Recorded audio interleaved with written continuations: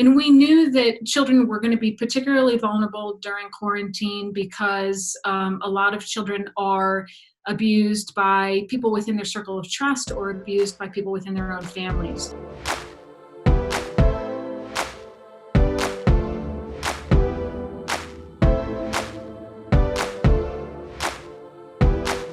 Good afternoon, good morning, good evening to wherever you are joining from around the world. It's a great honor for me to host you all today here from our quarantined headquarters here in Washington, D.C.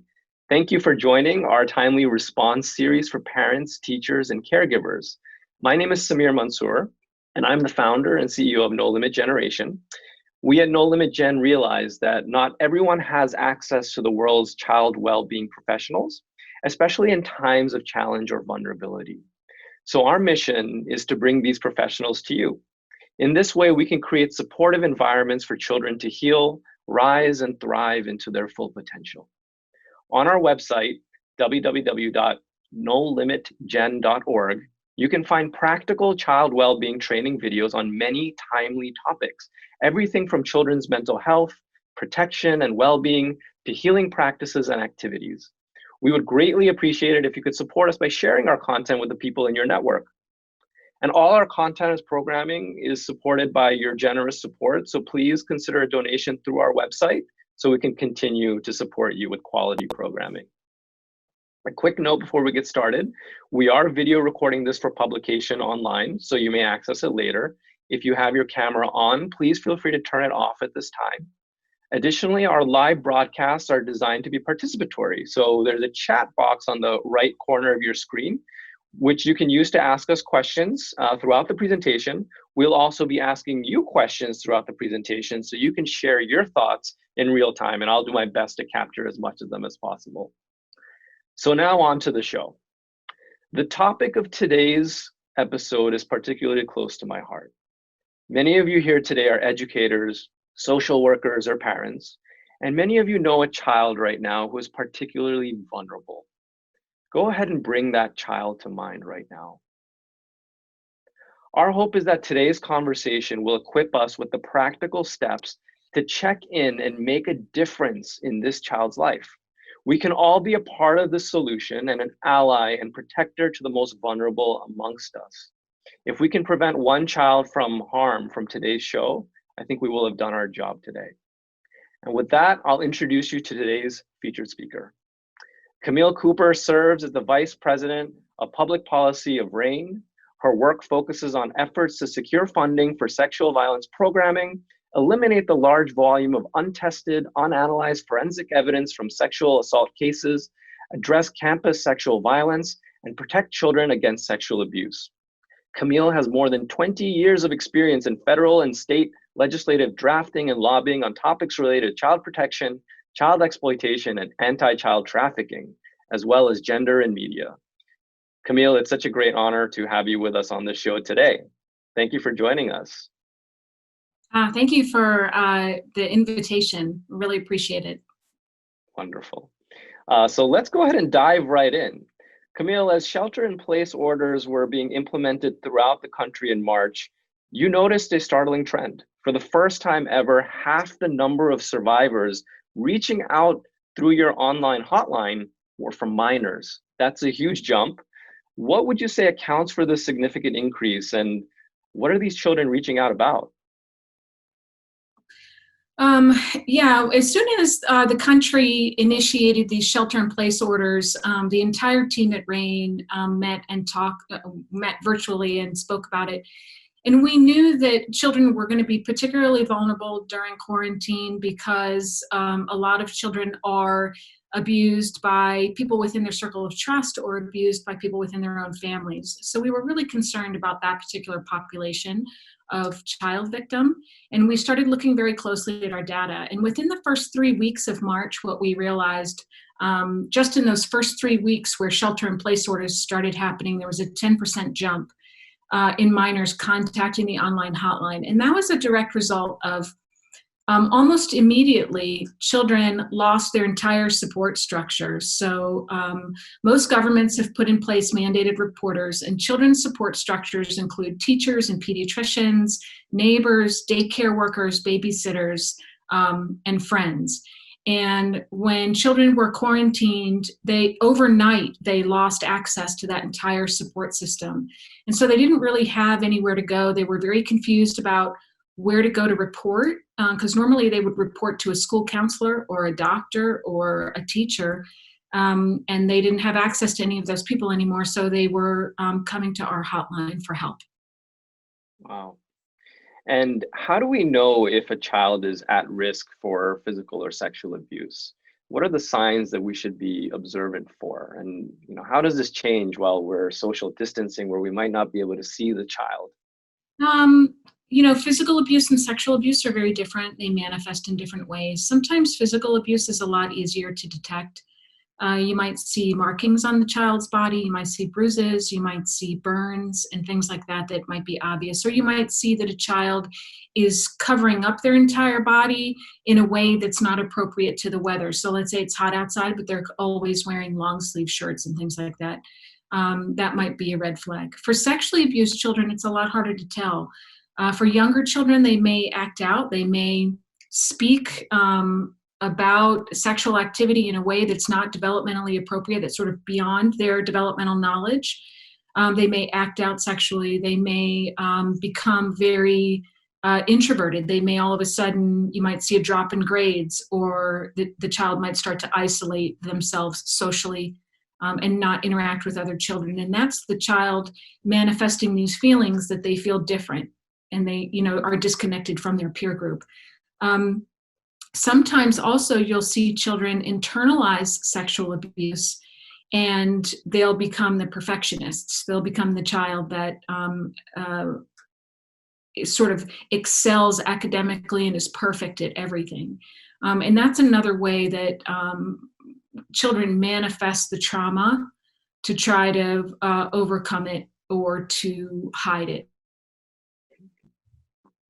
And when it comes to, us not necessarily being able to interact with the child every single day, are there particular ways that we might be able to still be observant of changes that may not require physically seeing them? Or, what are some ways that you might suggest for the audience to kind of know who these vulnerable children might be? Well, if you live in a neighborhood and you see all of a sudden you see changes in a child that might normally be outgoing and happy, and they're withdrawn, they're not coming outside at all, you don't see them leaving their home maybe for a while, that might be a point of concern. It doesn't necessarily mean that child is being abused. That child might be sick. That child could have a cold or coronavirus or, be dealing with depression because of the pandemic and all of that. But, certainly if there's like a dramatic change, it's something for neighbors and friends and people like that to pay attention to. It's particularly difficult to get to children right now. There's 2 points of contact right now that mandated reporters still have with children that are really crucial. And that is the first sort of line of defense for children is through that online learning portal. So it's really important that teachers remind children when they're teaching virtually that they can still be a safe place for that child to report abuse if they need to, or if they need to talk about something. Teachers can provide that in their online classroom, or make sure that the child has their email if they need to reach out, or their phone number. Another point of contact is food delivery. There are a lot of children that suffer from food security issues, even in the United States. And what some localities are doing is they're putting information packets in the food delivery box or lunch bag that they're delivering to children's homes to remind children. Maybe they put it in the form of a bookmark or a little flyer for the child to have, to remind the child where to go, who they can talk to, and who to reach out to if they need help. So people are getting very creative in these very interesting times. And I know you have a presentation for us as well, as you walk us through some of these ideas. So feel free to pop that up whenever you have a chance. And so, a lot of these children right now are spending their time online, right? Online classes, their social networks are moving online as well, to keep in touch with their peers. So this opens up obviously a lot of possibilities for creative outlet, social connection, but there's the flip side as well, which is that there's the possibility for online predators to take advantage. So what are some practical steps we can take to ensure the safety of these children as they're spending more time in the digital realm? Yeah, online child safety is particularly important right now. Some reports are that internet use with minors is up by as high as 50%. Some children are spending 6 or 8 hours online. They have multiple devices. They have their smartphone, they have their iPad or their tablet, they have their laptop or a family computer. So it's really important right now that, and I know it's hard for parents. Parents are on double duty right now. They're doing their own work virtually at home, and they're also having to provide schooling for their children. So it's particularly difficult to manage. But it's important that they have a sense of online safety and how their devices are set up. So there should be a shared family computer. It should be in full view. It should be in a room where a mom or dad can see what the child is doing online. You should really try to keep the devices out of the child's room, particularly overnight. That'll not just disrupt sleep, but also provide more higher risk for the child because they might be interacting online late at night when you're asleep and then maybe engaging in some riskier behaviors that you can't see. So for kids, it's important to monitor the devices, look at their search history, see what they're doing online, see what things that, what sites they're going to. It's important to make sure that all of their social media accounts and apps are set to private. And it's also important to review their friends list. So a lot of kids right now, the goal is to get as many friends as possible, but what they don't realize is there's a lot of bad people on the internet who will pose as someone the same age as that child in order to make it onto their friend list. So you might have, let's say you have a young adolescent boy, maybe he's 12 or 13, and this cute 13-year-old girl friends him on Instagram, and he thinks, oh, that's great. But really, it's a 45-year-old dude sitting behind the computer pretending to be a 13-year-old girl, and then using relationship building and grooming techniques to build a relationship and rapport with that child, and then move that child to a private chat facilitated area where then they can sexually exploit that child. So it's really important to check that friends list and make sure that kids are only friends with people they actually really know in real life. And like I said, keep those devices out of the bedroom overnight.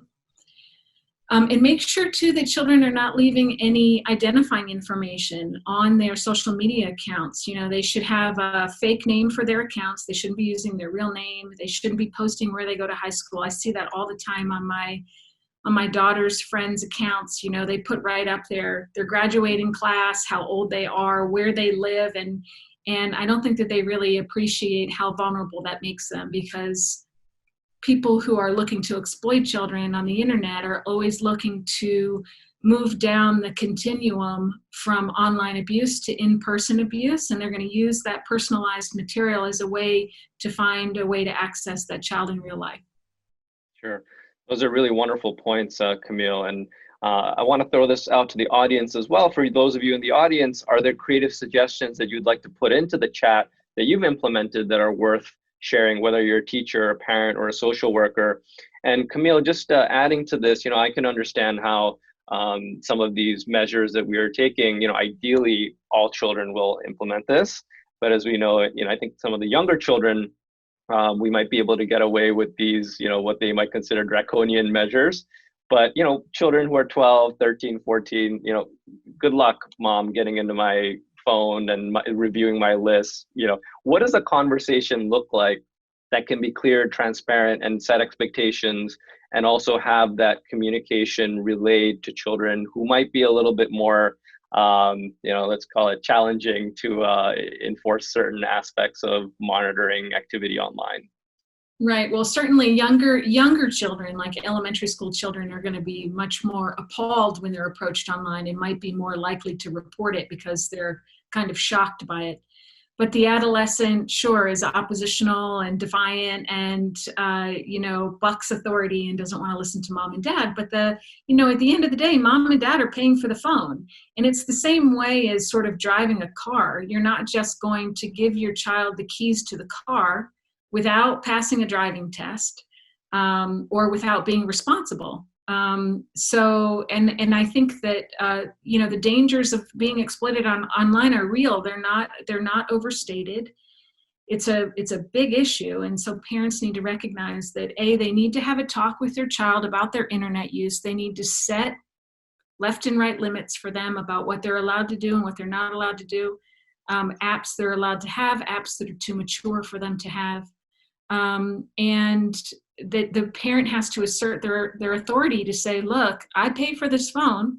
I'm going to check the phone. I own the phone, and I'm going to monitor, and I need you to be responsible. Your piece of this is to show me that you can be responsible so that I can loosen the reins and that I can give you more and more freedom the more you show me that you can handle that freedom. And, that's a conversation that parents really need to have. I think that it's hard. Some kids are compliant with that and some kids are not. But at the end of the day, mom and dad are paying for that phone, and they can turn it on or turn it off depending on how well the child's responding to participating in being socially responsible on that device. So. Yeah, and sometimes we find that just sharing with them the potential harm that can happen, or just sharing with them, the realm of possibilities, allowing them to have that in their consciousness, maybe they will themselves rise up to the task of being that responsible adolescent. So, one question that pops in on this before we move on to the next question is, how often should these devices be checked? What's a good way of checking in? Ideally, I think we want to make sure that the children are self-checking, but how often should we as parents be checking as well? I would say that I would check it more frequently in the beginning when you first give them the device and you're allowing them to download apps like Instagram and things like that. And then as the child matures and can show that they are doing the things that they've promised you they're going to do, that you can check it less frequently. I went from checking my daughter's device pretty regularly, once every 2 weeks to once every month to once every 3 months, because she was demonstrating to me that she was recognizing phishing scams. She knew when she was being solicited for things, she knew how to block people, and she was exercising that autonomy pretty well. And so I knew that for her, if there was a really big problem or she got nervous or scared, that she was coming to me and saying to me, hey, I got this really weird direct message on Instagram, and it freaked me out. What do I do? So and those were signs to me that she was being really responsible about it. And that's a great point you just brought up, is, we always want to ensure that the child knows that you are there for them to talk these things through in case they do encounter something that's suspicious or shady or doesn't seem right, that you are a resource that's always available to them, that's not going to judge them for that happening. Right. Yeah. And it's important for parents to know the child didn't necessarily do anything to solicit that type of activity. Right. It'll just come at them by virtue of the fact that it's pretty widespread out there on the internet. So sooner or later, they're going to be solicited in some way or friended, or they're going to get some kind of message. And it's important that you don't just jump to the conclusion that your kid's doing something they shouldn't be doing, but check the device and see what happened, and then show them how to block people and do things like that. Absolutely. So Camille, our audience today is primarily made up of teachers, educators, who are part of the larger social safety network for the child. And they're in a unique place in a traditional circumstance to intervene if they sense something is off, because they're around the child so much. But given the current social distancing dynamics, of course, they may not be able to physically see the child for a few months. So what are some practical steps that you can offer educators so that they can check in on their child using the current tools that are available to them. You started to touch on this a little bit in a previous answer about teachers kind of maintaining a line of communication discreetly or overtly. So what can educators do at this time to support these vulnerable children? Some of these children, they might have even suspected of being from challenging homes before this lockdown happened. Sure. I think teachers are pretty good at being able to sense if something might be going on with one of their students. So I would urge them to, if they did have some of those kids in their care, to check in with those kids, maybe privately. Send them an email, just say, hey, checking on you, making sure everything's okay. If there's anything you need, I'm here for you. And then also generally in an age-appropriate way, to remind the children when they get onto their online learning classrooms, just to remind them, hey, I'm here for you if you don't feel safe. If you're having a really hard time, if you're being hurt, you can always come to me. Here's my email account. Here's my phone number. You can text me. Here are some resources just in case you need them, that you can give out the RAINN hotline. And we're able to help children navigate how to report. And, some kids were even able to connect directly to 911 dispatch. So, just remind them where those resources are, and that even though you're not in the classroom, you're still very much a source of support for those kids. Mm-hmm. If you have a kid that's absent, that you haven't been notified, that is sick, and they're absent from your virtual learning for a period of time, be sure to check in. And make sure that child is okay. And then for social workers, it's particularly challenging right now. Social workers are always, their caseloads are very high all the time, and they're under-resourced. And so coronavirus and quarantine makes it exceptionally difficult for them to have eyes on those kids that are already been flagged, that may be part of their caseload. It may be a report they just started working on, or an investigation. It may be a child that they're watching through the course of foster care and family preservation services. So it's really important that those social workers maintain a check-in system with those kids in their caseload, and find a way to be able to do that virtually with them, either through Google Hangouts or WhatsApp or FaceTime. Just to have your eyes on them and check in and make sure that they're okay. And if they need to be removed, or they need help, or they need food, that those needs are being met. And for teachers at this time, are there any communications that can come out from the school, for the teachers in this room, or maybe school administrators? What kind of communications should the school be sending out as a whole? Are there any thoughts that you might be able to share on that? Yeah, there's some localities that have been coordinating between the child advocacy centers and the schools, and they've been coordinating with providing information in the homework packets. So some children, we still have a digital divide in our country, as I'm sure that is the case globally. Some children are not online, they're not learning online, so schools are dropping off packets in manila envelopes, and the Child Advocacy Center and the schools have kind of joined together to make sure that there's information in that homework packet for the child, and also for, maybe a non-offending parent, if they need to be reminded where they can report, how to receive a report. It's really important that if a child does report, particularly during this time, that the non-offending person who is receiving this report receives it in a way that doesn't shut the child down. So if you rebuke the child, or say, why are you saying that? That doesn't sound true, then the child's going to shut down and not continue to seek help. So it's really important, if a child discloses to you, that you reinforce that you believe the child, that you're going to help the child, that you want to protect the child. And depending on where you live, there may be mandates about reporting. If a child discloses to you in the US, you're required by law to report that, even if you're a parent. And it's, a report regarding the other parent or another relative in the home. And not all countries have those same types of laws, so you got to check with your check what your laws are in your particular country. But it's really important not to shut that child down and make sure the child feels safe and believed and protected. And that's really important. And you shared with me an image right before we began this conversation, which I found particularly helpful. The 4 things or the 5 things that we all need to do if a child comes forward and discloses in any way.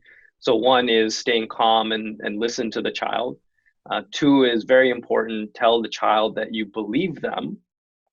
3 is tell the child that what happened is not their fault. 4 is report the disclosure to professionals. And the 5th is, and this is a really important one, is do not ask a lot of questions. Do not conduct your own investigation. I think, a lot of times, I've been in the space of campus safety, for example, where sexual assault comes up quite a bit. And what we find is people, when they learn that an abuse has taken place or assault has taken place, we might ask questions like, what were you doing at the time? Or why were you out that late? Or why were you talking to this person? What were you wearing? These questions are not helpful to the situation. If anything, they make the situation worse. And so it's just important that we let them know, again, that we're there for them. We believe them, that it's not their fault. And then we make the report. And by showing up for them in this way, we set the trajectory of their healing almost, right? This is where we almost as if the survivor decides how they want to move forward with the rest of their journey. So you have a very important role to play here. So thank you for sharing that important insight. So, I know that there's a lot of parents and who are also a part of this equation right now. What advice would you have for parents who might be in a home or in a situation where one of the parties may be the offender? What advice do you have for this parent who might be scared to reach out? What role do they have to play? Well, we know that exactly what you were saying is it's really going to determine the outcome of that child's experience in healing and recovery on how that first disclosure happens.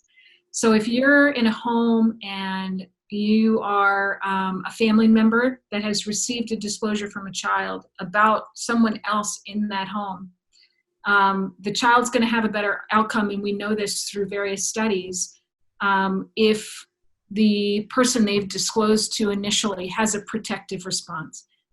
And a protective response would be exactly that type of response, where you listen, you don't judge the child, you don't shut the child down, and you protect the child.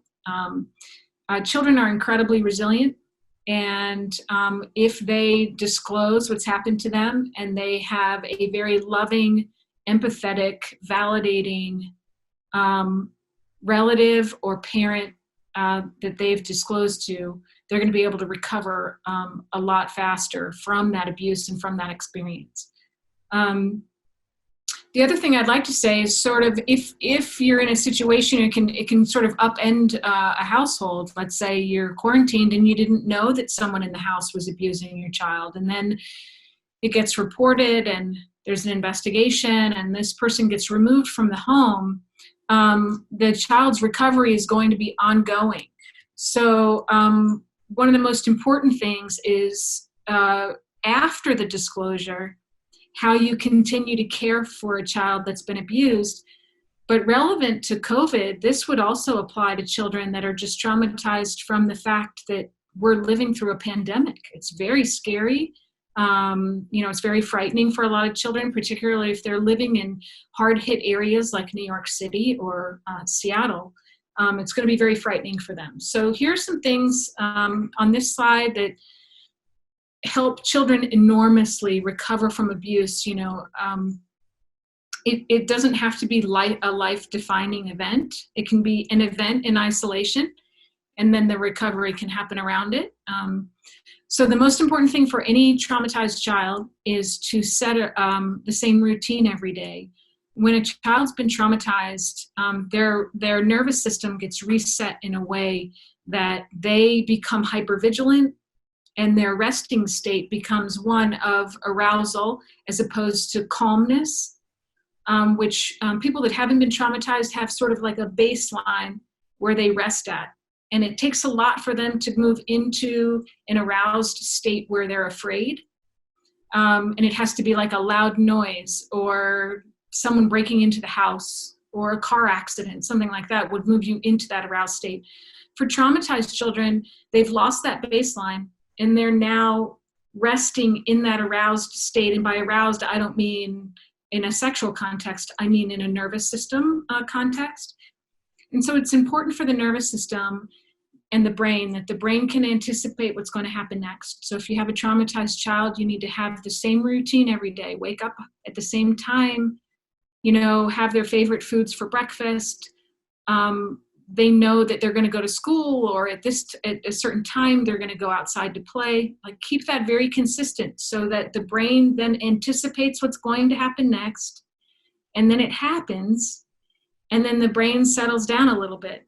And you move out of that state of fear for the child. And that happens over time. You have to be consistent with it.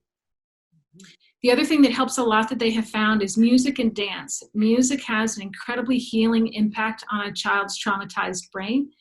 So if you are parenting a child that's been abused, or if your child is just traumatized from being quarantined during a pandemic, get them into their body, turn on their favorite music, and dance around with them for 10 minutes.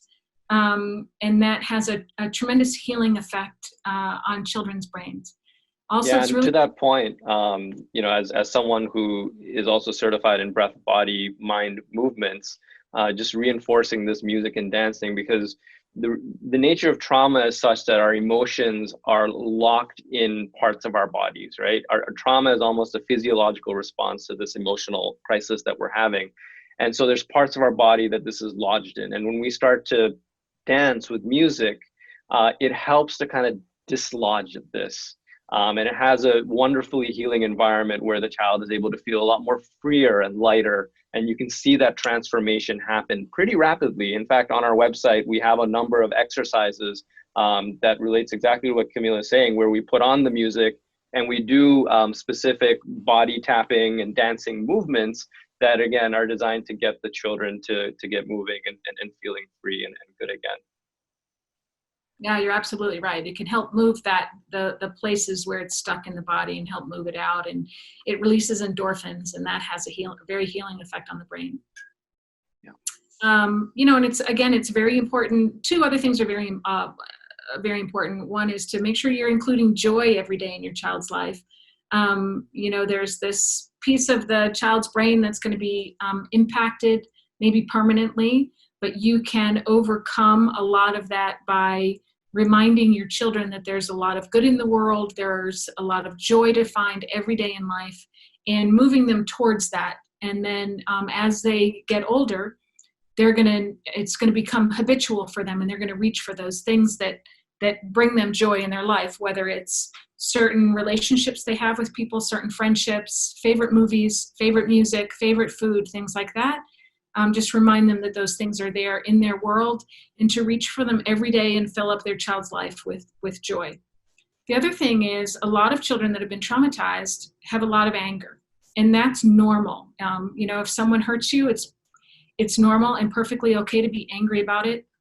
There are safe ways for children to be able to express that anger, and like you said, music gets your body moving and gets the trauma kind of released in the nervous system. And a way to be able to physically get that anger out is very helpful for children too. So, if they need to hit a pillow, find a safe way for them to get that anger and move it out of their physical body. Yeah, those are wonderful points. And again, I think Aijan just shared in the chat a link to some child emotional well-being practices that we have on our website that addresses how to move stagnant energy. It also addresses anger and frustration. There's some specific body movements. For example, instead of hitting a pillow, you can do that. There's another one where you take a deep breath in and shout out "ha," like you through your hands at a certain cadence. And we also have a version of that which is called a love ha, which is you're breathing in love and you're releasing out the love, but that forceful energy movement out releases a lot of the tension. So what you'll find is, you know, with children who have all this pent up energy and sometimes aggression, instead of it coming out in a way of anger or frustration, because the emotion always needs an outlet, you'll find that they're able to get it out in a productive way, and you'll see their demeanor be a lot more calm and focused as a result. So it's a great way to sometimes do these activities before we even settle down for schooling and education, because you get that restless energy out of the way that these children might be feeling. So these are wonderful steps, Camille, that you brought up. Sorry, I didn't mean to interrupt you if you had something to add there. Really great exercises. I love that you have that on your website. That's terrific. Yeah, absolutely. So I know there's a lot of people out there who might not have their own kids, or maybe their kids have grown up and graduated, but they're concerned neighbors or their family friend. And perhaps there's been a history of abuse or patterns that they may have observed from their household. What steps can they take as a good neighbor?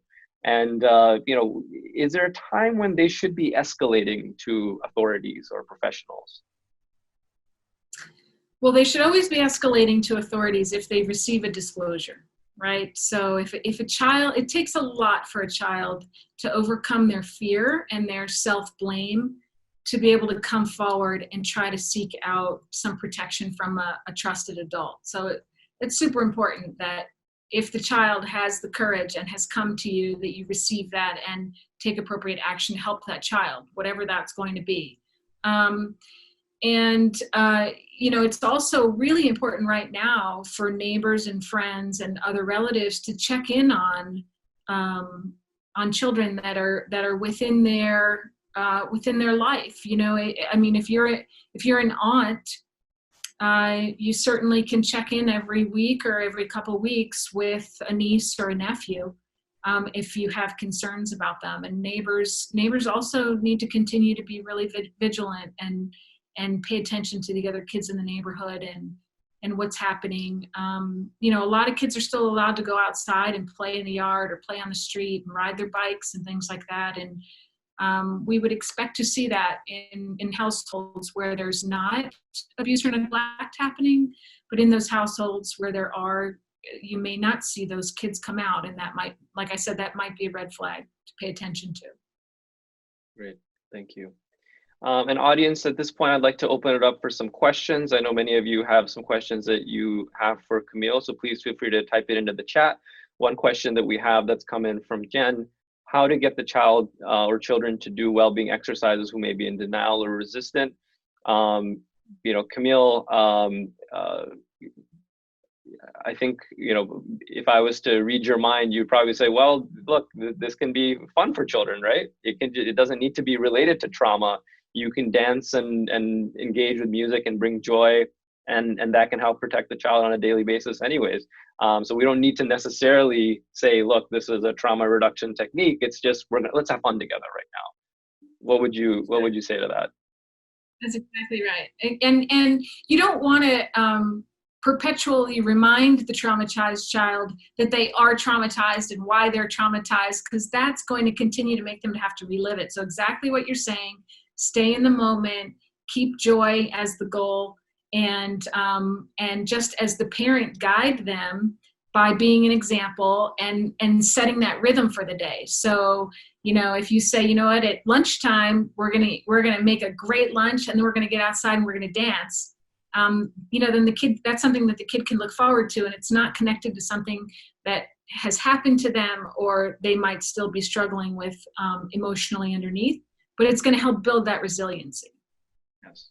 And sometimes the most healing things we can do for the child doesn't necessarily know we're doing it to necessarily heal them, right? And there's three things that we continue to reinforce in our work at No Limit Gen, which we call our 3 pillars. Where if we do these 3 things, we can keep the children protected through any adversity. And by the way, you know, this slide that you have right now, how to protect a traumatized child, you know, it doesn't just necessarily need to refer to children who have been sexually abused, as you mentioned, right? Every child right now is going through a very stressful period of adjustment. And so all these activities are very relevant, whether they have been abused or not. It's just to keep them safe and resilient through the experience. And so the three pillars that we talk about is, one, can we create a safe, predictive environment where the child can show up every day, where they show up, what they expect to happen will happen in this environment, right? Because in a world of unpredictability, when we can provide them this stable, safe environment that's predictable, they know what to expect. And it's almost a safe haven for them.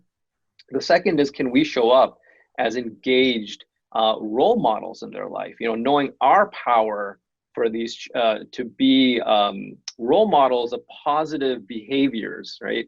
Are we demonstrating that on a day-to-day basis? Because the children are watching us and they're going to mirror that. And you mentioned role modeling. And the third is, just believing in the child's full potential, is almost like interacting with them as if we see them in their full potential, not seeing them where we want them to be, or, seeing them less than that potential.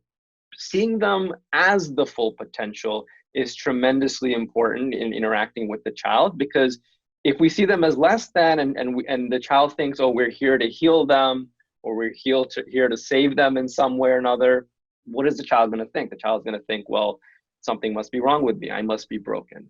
But if we see them in their full potential, then that child begins to see themselves in that full potential. And something really miraculous starts to happen, where they start to act in alignment with that, how you're viewing them, right? Would you have anything to add to that?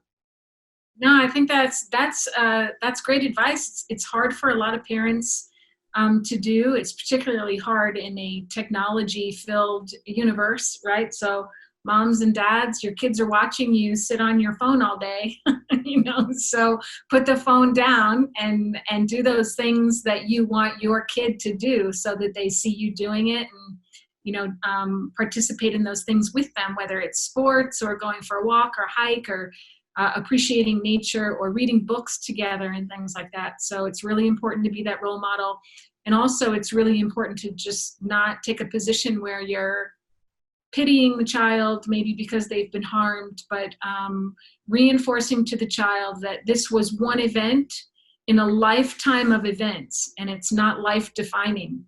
And life is what you make it every day, and that there's something beautiful and special about every child, and you have to really kind of look at what that is, not exactly what you're saying, not what you want your kid to be, but what is it, what's special about them, what do they gravitate to, what makes them happy, what makes them excited about getting up in the morning, and then reinforcing those things along with all the other things that they may not like to do, like chores and math and things like that they may not like, so that they're recognizing that these things that get them excited are important and validated and self-affirming for them. Great.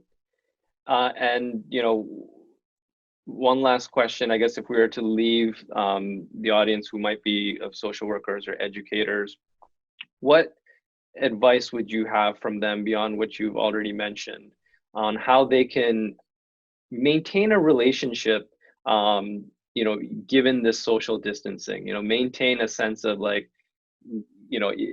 we're not just here about the education, we're not just here to teach you the course. I think what we're seeing with this new digital realm is that first, the relationship aspect matters, right? Relational education almost. The relationship then drives what the child is able to learn from you. So in terms of like how we can create relationships through this digital realm and have that be, based on trust, so that any kind of communication that needs to get out from the child can happen, how can we cultivate that kind of relationship in an online world? It's hard, right? It's hard to have those same connections and those same conversations. I know some of the things that I loved about my daughter's teachers were, we would pull up every morning and one of the teachers would stand outside, greet every children by name and sing them a song as they were walking into school. And it really set the tone for the child, but it also established a real bond with that particular teacher. He was one of the favorite teachers in the school because he did that. He really honored the kids when they came in. And so I think, it's really challenging for teachers. How do they transfer all of these ways that they bond with the kids in their classroom to talking to them on a flat screen on a computer. It's incredibly challenging. So I would just say, think of ways that you can, aside from the academic portion that you have to impart, make sure you're doing things that are connecting one-on-one with all of those kids in your class and reminding them that they see you on the computer, but there's still this love and this affection and this bond that you have with them, and you want them to be happy and safe and healthy, and that you're there for them as part of their support system. And that's really wonderful advice. And for parents, if we are to leave them with some guidance on, especially at this time, how to remain open with communication, because I think a lot of what you're suggesting here is reliant on this relationship being based on trust and communication. How often should we be kind of checking in with our kids so that we have a good sense of what they're thinking through in this period of adjustment, how we can support them, how might we set the stage for that conversation, and how often would you suggest we have this heart-to-heart? I don't even think you need to have a situation where your intention is to have a heart-to-heart, but have a regular time every day where you set the mood for your kid to be able to just talk about anything, whether it's something they're troubled by, or a dream that they have, or an idea that they have, or a conflict with a friend that they have. I always found that with my kids, as soon as I got in the car, they would start talking. Everything came out. Anything I wanted to know, everything I didn't want to know, it all came out in the car. So that was sort of the catalyst for my children. And that's the space that they felt. And maybe it was because they couldn't see my face directly. And so there wasn't that pressure of, am I going to make her unhappy? Or is she going to judge me? I don't know how my mom's going to react to this. So they would talk as they sat in the backseat of the car. But I think a good time to have those conversations every day is at mealtime, right before bed. Children, as they start to wind down from the day and settle down a little bit, you'll find that, you sit with them, you read a good night story, and then all of a sudden there's all this stuff that comes out that they want to talk about, that they've been holding in, and it just, it unleashes there right before bedtime when everything starts to settle down and relax. So that's another good time. But I would say every day you got to check in with your kids, make sure they're doing okay. Yeah, and I think what you said is really important, because I think kids, they tend to reveal the most when they feel safe, right? And then when they feel that they're in a non-judgmental space. And so what can we do, I guess, as parents or teachers or social workers, what can we do to cultivate that space of security, non-judgment for them, where they feel safe enough to communicate with us? And of course, it's so important to have this healthy communication, because that's when they're going to share with you if something has happened. Otherwise, it may be internalized. And that's what we don't want to happen. We want this to get out so we can do something about it. And so, for those parents, there's, I'm getting a couple of notes here from the audience on, what if my child doesn't want to do anything with us? They're stuck to their devices with their friends, they're in their digital world, having that conversation at dinner is very hard. It might be in the tween, age range. How about, if you have some challenging children that we're working with, what can we do to create this kind of space and this environment for these conversations and to happen in a healthy way? Before there were smartphones, it was the TV, right? People would have the TV on as soon as the kids got home. It would be on in the background in the kitchen while they were cooking.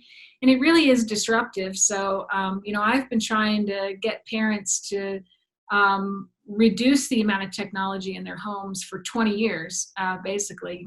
When my daughter was 3, I got rid of the television, and it did wonders for her.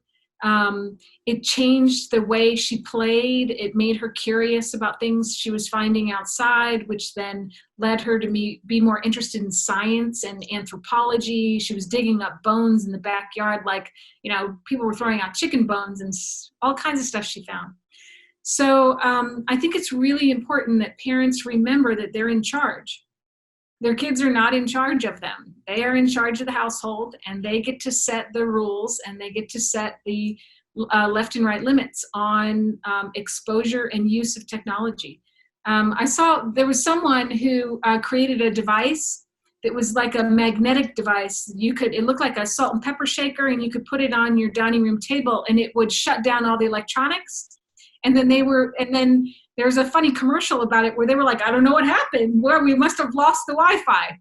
And for the homes that they studied that had that device that shut down the phones, all of a sudden the family started talking again and having conversations and connecting. So smartphones can be very addictive. The social media programs like Snapchat and Instagram, they design those to become addictive for kids. So like Snapchat, there's this thing called you can't leave someone on open, which causes these kids a tremendous amount of stress if someone leaves them on open and hasn't continued their thread. And it's encouraging this addictive nature of like constantly having to monitor it. So it's important that parents remember that it's okay for them to intervene. It's okay for them to set limits, and there might be the wrath of the adolescent for a couple days or a week. But I think what you'll find on the other side of that is a teenager who's desperately wanting to connect and didn't know it. But yeah, that's our role as parents. I don't envy parents with all the smartphones and technology and everything these days. Yeah, that's a very interesting device that you brought up. I feel like that should be on just restaurant tables, for anybody in general. Another idea I've heard about is, putting stacking the cell phones in the center of the table like a Jenga tower, before you start your meal. So, if anyone grabs one of their phones, it'll lead to the toppling of all the others, and it's not as easy to grab. So these are really wonderful points.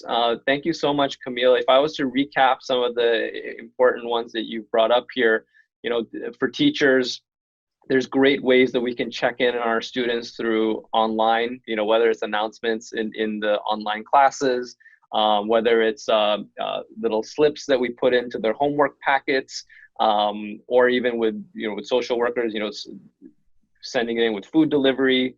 It's some kind of PSA or notices of support or guidance. There's even opportunities here if you're a neighbor to pay close attention to homes that you think are particularly vulnerable as well, and that can be very helpful. Of course, neighbors know what's going on in their own communities.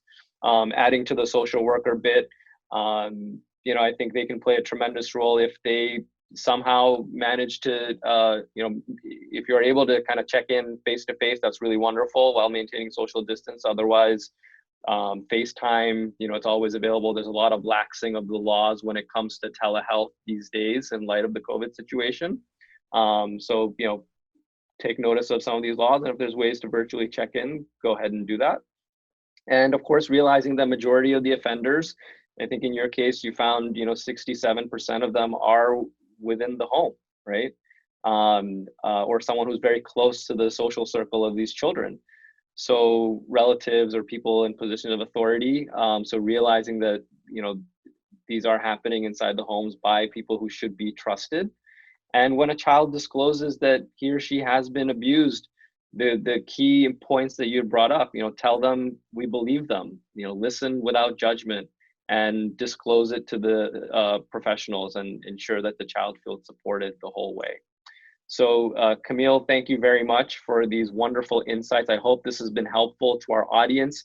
For additional resources on this topic, we have on our website at www.nolimitgen.org a whole module dedicated, in fact, to sexual assault prevention and response. So everything from how to set up healing safe environments to what do you do in the after disclosure, step-by-step instructions. We did that with a renowned child well-being expert on this topic. So that's all available on the website. If you'd like to learn more about RAINN's incredible work, please visit them at www.rainn.org.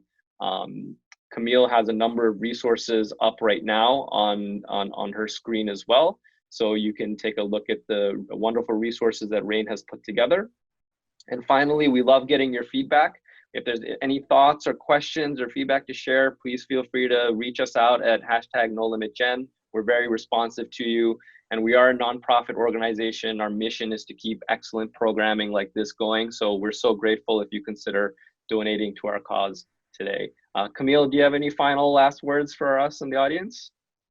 No, I know you have a lot of teachers and social workers tuning in today, and I just want to acknowledge them and thank them. It's an incredibly difficult challenge for both of your professions right now, but you're sort of the linchpin for these children, and you know, organizations like ours, we're incredibly appreciative for the work that you do with kids. Absolutely. You all are the heroes and the role models. So thank you for your service. And thank you, Camille. A special thank you to Aijan to help produce this event, as well as Heather from RAINN as well. And I wish you all a wonderful weekend ahead. Take care, everybody.